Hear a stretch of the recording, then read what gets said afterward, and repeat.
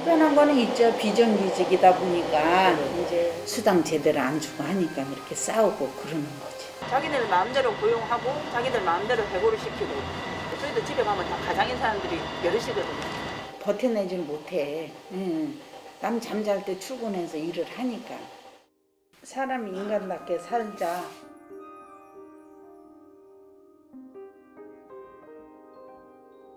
매일 학생들의 안전하고 쾌적한 환경을 위해 일하지만 정작 스스로의 환경은 보장받지 못하는 그들은 비정규직 노동자입니다. 2014년도 중앙대학교에도 청소노동자 파업이 있었습니다. 당시 노동자들은 노동시간, 임금 수준을 포함하여 다양한 복지 문제를 지적했는데요. 과연 그들의 목소리는 변화를 만들어낼 수 있었을까요? 5년이 지난 현재, 중앙대학교 비정규직 청소노동자의 하루를 따라가 보았습니다. 모두가 잠든 새벽. 오늘도 어김없이 출근을 하는 사람이 있습니다. 5시 50분이요. 아, 매일 그 시간에 출근하시는 예, 거세요? 50분에서 52분이면 여기 와요. 원래는 여기 7시로 알고 있는데 그 전에 다 와요. 다 와요. 아, 이제 일을 마치려면 어쩔 수 없이 조금 더 일찍 와야 되는 그렇죠. 왜냐면 학생들이 오면은 아무래도 힘들어요. 서로가 불편하니까 이왕이면 일찍 와서 일찍 끝내면 더 좋죠. 3시 40분에 일어나요. 이단수 미화원님은 매일 교환실, 법학도서관, 화장실, 강의실을 포함한 법학관 1층 전체를 청소합니다.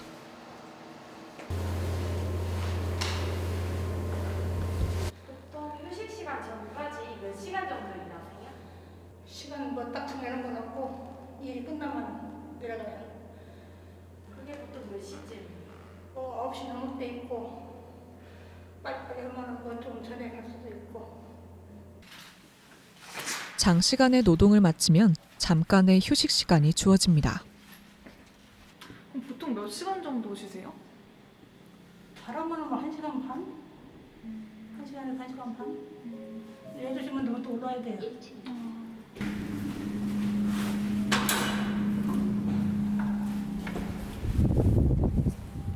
아니 여기가 뭐 지하가 있어가지고 막 매연도 있고 안 좋아요.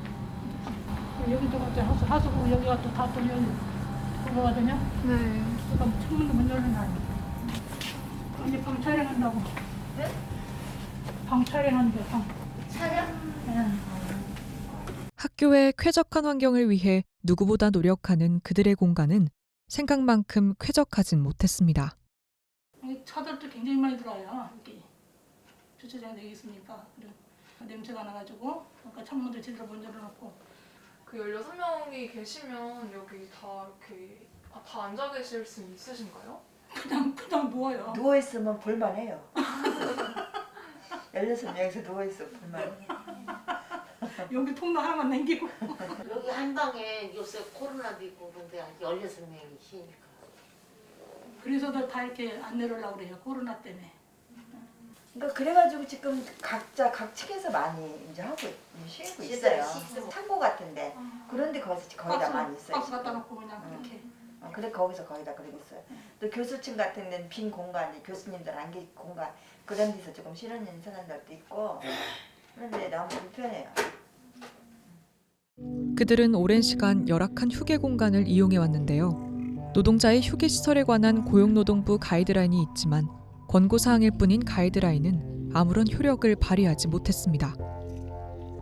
실제 공공운수노조 서울지부가 2019년 실시한 청소 경비노동자 휴게실 실태조사에 따르면 대부분 휴게 공간이 제 기능을 하지 못하는 것으로 나타났습니다.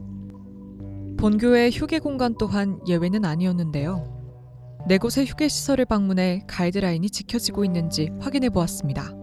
확인 결과 방문한 모든 휴게실에 의자와 탁자가 없었고 환기시설은 사실상 제 기능을 못하고 있었습니다. 대부분 휴게 공간에 방음이 제대로 되지 않아 소음 정도가 심했으며 아트센터 휴게실에는 창문이 없어 빛이 들어오지 않았습니다. 특히 303관 휴게 공간의 경우 16명이 채 앉기도 힘든 비좁은 면적이었고 207관의 경우 남녀가 함께 휴게 공간을 사용하여 편하게 옷을 갈아입을 수도 없었습니다. 그 노동부에서 가이드라인이 그런 것들이 다 지켜지고 있는 것 같아요. 그러니까 우리가 노동법을 우선 잘 모르고 그래서 우리가 노조가 있는 거고 그런데 노동법대로 하면은 그 다 요구한다고 회사가 다 받아주진 않지.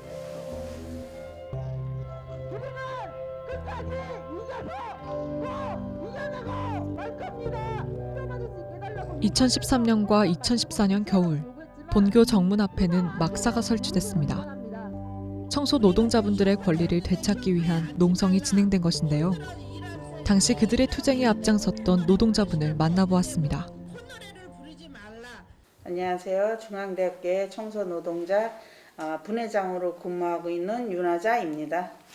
우리가 2014년도에 천막농성한 이유는 우리가 이 청소를 안안팍으로 다 했어요. 겨울에는 뭐 눈 쓸고 뭐 진짜 바깥에 외가 껌딱지 찌고 이 화단까지 다 우리가 했어요. 토요일 날 근무하는 거 그런 것도 했고 이제 산재 처리도 안 되고 연찬이 뭐 그런 것도 일체 없었어요. 하다 안 돼 갖고 이제 우리가 이제 천막을 치게 됐어요. 거기서 한 46일간 천막 농성했어요. 파업 당시 노동자들은 인권 침해적 조항을 문제 삼았습니다. 작업 도중 잡담이나 콧노래, 고성을 삼가야 하며 휴식 시 사무실 의자 및 소파 등에 앉아 쉬지 않도록 한다. 작업 시간 중 교내에서 외부 인사와 면담을 일절 삼가도록 한다. 이것은 실제 그들이 용역업체와 맺은 계약서에 명시되어 있는 내용이었습니다. 또한 그들은 그들이 일한 만큼의 대가를 받지 못하고 있었습니다. 추가 근무가 만연한 상태였지만 당시 노조 측은 용역업체가 추가 근무에 대한 초과 수당을 일절 지급하지 않았다고 언급했습니다. 뿐만 아니라 연차 사용 또한 제한되었고 주 5일제 근무도 지켜지지 않고 있었습니다. 2013년 9월 학내 노동조합이 출범했고 그해 12월에는 노동조합 결의대회가 시작되었습니다. 근로계약서상 불공정 조항 수정을 요구하는 파업이 겨우내 이어졌죠. 하지만 본교는 학우들이 붙인 대자보에 대해 법적 대응을 하는 등 비협조적인 태도로 일관했고 결국 다음 해가 되고서야 학교 측과 면담이 이루어져 농성과 파업이 마무리되었습니다. 55일에 해당하는 긴 여정. 그들의 요구는 변화를 가져올 수 있었을까요? TNS 소속이었어요. 회사가. 그래갖고 2월 28일로 TNS가 쫓겨나가고 소장도 쫓겨나가고 그리고 이제 학교에서 협상을 했지. 다 연차 월차 뭐 그런 거 다 이제 하기로 하되 지금 이 에스텍 에이스 이 회사가 2014년도 3월 1일부로 이 회사가 이제 인수해 갖고 들어왔어요. 들어오면서 이제 모든 게 다 연차니 산재니 다 포함이 돼서 여러 가지. 인권 침해적 조항을 명시하지 말아달라. 일한 만큼의 초과 수당을 지급해달라. 이토록 당연한 권리를 보장받기 위해 그들은 학교와의 외롭고 긴 투쟁을 해야 했습니다. 2020년부터 본교는 노동자들의 목소리에 반응하여 휴게시설을 개선했습니다. 하지만 여전히 개선되지 않은 몇몇 휴게시설도 존재했습니다. 불과 몇 년 전만 해도 대다수 대학들이 건물을 설계할 때 노동자의 휴게시설은 고려 대상이 아니었습니다. 설계 도면에도 포함되지 않은 그들의 쉼터는 건물이 전부 지어진 후에야 계단, 창고 구석 등에 비좁게 마련되었습니다. 그들은 왜 이런 대우를 받아야만 했을까요? 한국의 대다수 대학들은 학내 노동자 채용 시 간접 고용 방식을 택하고 있습니다. 간접 고용은 원청업체가 노동자를 직접 고용하지 않고 하청업체를 거쳐서 고용하는 방식입니다. 현재 본교의 청소노동자 또한 일은 학교에서 하지만 고용계약은 용역업체와 맺고 있습니다. 그렇다면 간접 고용이 문제가 되는 이유는 무엇일까요? 간접 고용 구조에서 노동자의 실사용자는 대학이지만 표면적인 노동자의 소속은 용역업체이기에 대학은 각종 책임에서 자유로워질 수 있게 됩니다. 실제 노동자가 대학 시설에서 근로 중 사고를 당해도 산재보험이 적용되지 않는 경우도 있었습니다. 2019년 6월, 본교 청소노동자가 샤워실에서 넘어져 용역업체에 산업재해 보상 신청을 했던 사례가 있었습니다. 하지만 샤워실이 용역업체 제공시설물이 아니라는 이유로 산재 처리를 거부했고 본교는 관여하지 않는 상황. 결국 이 일은 법적 분쟁으로 이어졌습니다. 결과적으로는 산업안전보건 기준에 따라 샤워도 업무의 일종으로 인정되어 산재보험 적용이 가능하다고 처분이 바뀌었지만 이 사례는 본교가 간접고용 노동자에 대해 지고 있는 협소한 책임 반경을 적나라하게 보여주었습니다. 한편 간접고용 구조에서 용역업체가 노동자의 인건비 향상, 노동환경 개선을 위한 비용을 마련하려면 자신의 이윤을 축소하거나 원청에게 추가 비용을 요구해야 합니다. 하지만 학교와 용역업체 중 어느 곳도 적극적으로 나서주지 않기에 결국 노동자들은 저임금 고강도 노동을 지속하기 마련입니다. 지금 이제 우리가 곧 투쟁에 들어가요. 임금 협상하고 제대로 이렇게 우리가 이제 예를 들면 내년도 정부에서 최저임금이 9,160원이에요. 그러면 우리는 거기에 대한 조금 더 올려서 100원만 올려갖고 9,400원이면서 500원 그 사이 갖고 싸울 거예요. 몇백 원 이제 그러다 보면 정부에서 싸우는 거에 차이에 비해 한 몇십 원 차이밖에 안 나요. 우리 노조하고 하는 거에 대해서. 그래서 내년에는 이제 지금 준비하고 있어요. 곧 투쟁이 아마 각 대학이 싸울 거예요. 교내 노동자들이 요구하는 금액도 2021년도 서울시 생활기준 임금인 1,766원에 못 미치는 금액인데요. 그들은 항상 최소한의 권리를 위해 분주합니다. 청소노동자분들도 산재 위험에 많이 노출되어요. 반복되는 청소 작업을 통해서 어떤 근골격계 질환 같은 게 많이 생기시기도 하고 빨리 깨끗하게 청소를 해야 되니까는 이제 약품을 좀 강한 걸 쓰게 될 수 있어요. 또 모르시고 이거를 몸이 나쁘다는 거를. 그런 경우에는 사실 호흡기라든가 피부 질환이라든가 이런 위험이 생길 수 있기 때문에 우리 회사에서 우리 하청 회사에서 산재 사고율이 몇 프로다. 산재 사고가 낮다. 이렇게 하고선 이게 기록이 남이잖아요. 그러면 이제 이걸 가지고 그 다음에 원청과 계약을 할 때 분리할 수 있기 때문에 최대한 가리게 되는 거죠. 간접고용에서 산재를 인정받으려면은 자기가 일한 회사에서 사고가 났다는 거를 회사에서 일하면서 사고가 났다는 걸 증명해야 돼요. 그러면은 이분은 계속 여기서 일하다가 아프게 된 게 맞는데 이게 어느 사장님 밑에서 일할 때부터 아픈 건지를 증명해내기가 어려워요. 그래서 간접고용의 형태는 산재 책임을 묻기가 되게 어려워지게 돼요. 본교와 비슷한 시기에 고용승계 및 고용조건으로 투쟁을 벌였고 결국 올해 직접 고용을 쟁취한 대학이 있었습니다. 부산에 위치한 신라대학교. 그곳에서 승리의 역사를 기록했던 정현실 지회장님을 만나보았습니다.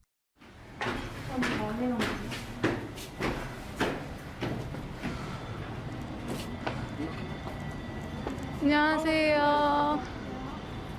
저 중앙대학교 방송국에서 왔어요. 안녕하세요. 민주노총, 민주일반연맹, 부산일반노조, 신라대 지회장 정현실입니다. 반갑습니다. 합의를 얻은 거는 그동안 저희들은 제가 여기 13년째 근무를 하고 있었는데 이제 용역이다 보니까 해마다 그 용역 계약을 새로 합니다.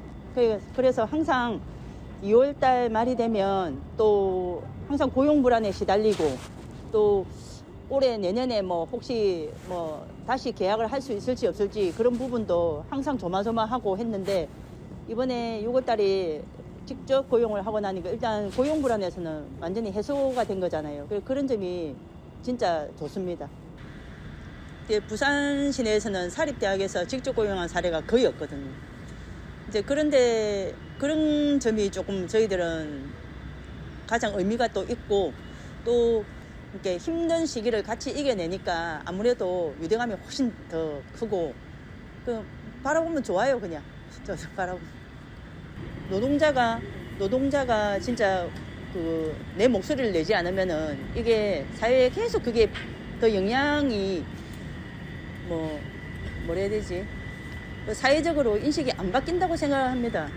어쨌든 저희들은 저희가 당사자니까 진짜 우리 권리를 찾기 위해서도 우리가 또 권리 주장을 해야 되고 그런 게 없으면은 영원히 비정규직으로 남아요. 그러니까 지금도 그냥 중앙대뿐만 아니고 저희들은 대학에 근무를 하니까 대학에 청소 노동자로 계시는 분들이 저희들 투쟁을 좀 미끄럼 삼아서 권리 주장할 수 있는 그런 좀 계기가 됐으면 하고 꼭 바라는 바입니다. 같은 길을 걸어왔지만 이제는 앞장서버린 몇몇 학교들. 지 회장님의 웃는 얼굴을 뒤로하고 우리는 속속히 떠오르는 고된 얼굴들에 잠시 생각에 빠져야 했습니다. 오랜 투쟁으로 모두가 지쳐가는 현실 속에서 우리는 앞으로 어떤 길로 나아가야 할까요? 청소노동자분들이 휴게하는 공간과 교수자들, 학생들, 휴게하는 공간이 분리되는 것 자체가 저는 꼭 그래야 하나? 이런 생각이 들거든요. 모두가 그냥 어울릴 수 있는 공간을 보장해 주는 것은 되게 의미 있다고 생각하고요.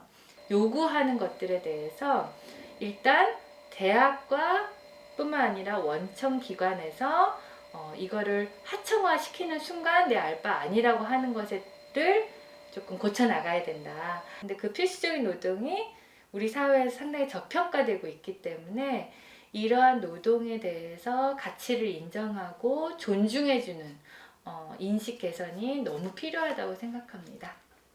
아직 우리에게 남은 과제는 산더미지만 다행인 것은 그들을 위한 작은 움직임들이 변화를 만들어내고 있다는 사실입니다. 저희가 우선 2020년의 경우에는 총 11개소 개선을 진행을 했고 11개소 중에 공간 이동 4개소, 내부 장비 7개소 이렇게 진행을 했습니다. 2021년 올해 진행이 완료가 됐거나 진행 중인 곳은 총 6개소이고 공간 이동 2개소, 공간 확장 2개소, 공간 분리 1개소, 내부 장비 1개소 이렇게 총 6개소 진행을 했고 저희가 303간 지하호실도 이제 공간 이동을 지금 진행을 하고 있습니다. 마음가짐이 다르죠. 우리가 정년 때까지는 고용이 보장이 되니까 진짜 열심히 더 해야 되겠다는 애착심도 많이 생기고 토요일날 일해도 토요수당도 못 받고 우리가 일을 했거든. 휴가는 아예 꿈도 못 꾸고 그런 거는 그랬는데 그것도 이제 휴가도 제대로 이제 타 대학과 같이 거의 동일하게 이렇게 하고. 학생들도 아직 우리 투쟁에 대해서 이해를 못하는 학생들이 다반사거든요. 근데 이제 그 젊은 학생들도 졸업하고 밖에 나가면 사회인이지 않습니까? 그 학생들이 다 정규직으로 가느냐 그게 아니거든요. 하다 안 되면 알바라도 해야 되고 알바 노동자도 있다. 알바라도 해야 되고 다 보면 계약직 요즘에 다 그렇잖아요. 헌신을 다해서 그 회사에 기여도를 좀 있게 성실히 근무하고 하려면은 들어가는 사람들이 다 정규직이 돼야만이 그런 마음가짐이 생긴다고 생각합니다. 그래서 이제 이 사회에서 분명히 차츰차츰 저는 지금도 많이 생기는 양상인데 앞으로는 우리 사회가 진짜 바르게 가려면 비정규직은 좀 없애야 된다고 그렇게 생각합니다. 지금도 우리 노동조합 민주노총 학교 교직원 비정규직이 엄청나요. 몇만 명 어마어마해. 왜 그분들이 왜 정규직 해주라요? 원인이 왜 그러겠어? 비정규직으로 쓰니 용역 끼고 비정규직 쓰고 제대로 수당 제대로 안 주고 하니까 그렇게 싸우고 그러는 거지. 근데 언젠가는 되긴 되대. 이제 우리가 있는 한은 우리 때에서는 안 돼도 그 밑에 세대에서는 되지 않을까 싶네. 마치 보이지 않는 방음벽이라도 존재하는 듯 오랜 시간 비정규직 노동자들의 목소리는 우리 사회에 울려 퍼지지 않았는데요. 하지만 끊임없는 노력과 기나긴 투쟁 끝에 그 벽도 이제 조금씩 허물어지는 듯합니다. 매일 보이지 않는 곳에서 분주하게 일하는 노동자들. 그들 역시 우리 사회의 구성원입니다.